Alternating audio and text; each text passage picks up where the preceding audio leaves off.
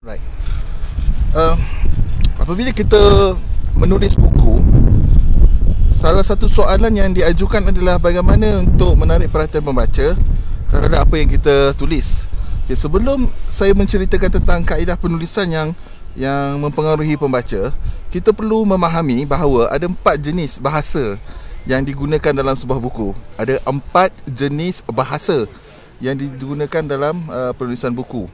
Yang pertama dinamakan sebagai bahasa teks, iaitu perkataan yang kita tulis di dalam words misalnya, dan lalu kita hasilkan sebagai sebahagian besar daripada buku kita.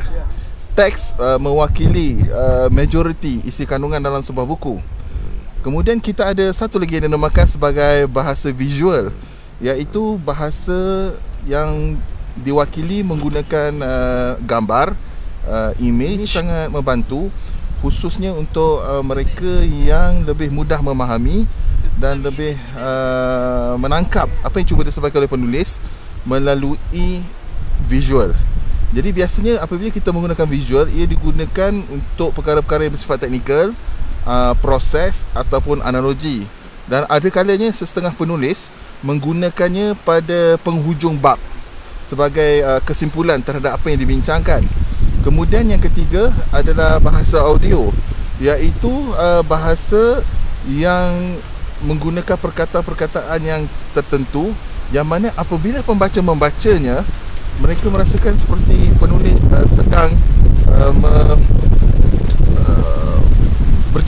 bercakap dengan mereka. Sebagai contoh, apabila kita berkata-kata kepada kumpulan sasaran kita, itu berbanding dengan ayat, sebutkan perkataan ini kepada sekian-sekian, dia berbeza. Ataupun perkataan seperti cuba kita dengar kembali, ataupun mungkin ketika ini anda mendapati bunyi yang aneh tentang perbincangan isu ini. Itu perkataan-perkataan yang dinamakan sebagai bahasa audio yang menggunakan teks sebagai alat bantu. Dan yang keempat adalah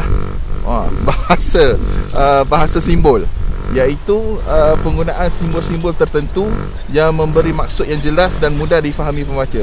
Contoh yang paling mudah, kita kalau pergi ke tandas, kita ada satu logo, iaitu ini tandas lelaki. Yang ada skirt tu adalah ini tandas perempuan. Itu contoh bahasa simbol. Ya.